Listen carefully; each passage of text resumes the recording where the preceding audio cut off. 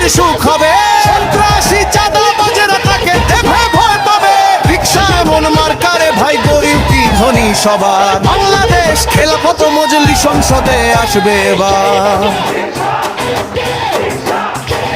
বাংলাদেশের মার্কা, মার্কা রিকশা মার্কা, সব মানুষের মার্কা, মার্কা রিকশা মার্কা, জনগণের মার্কা, মার্কা রিকশা মার্কা, স্বাধীনতার মার্কা, মার্কা রিকশা মার্কা, তরুণ যুবার মার্কা, মার্কা রিকশা মার্কা।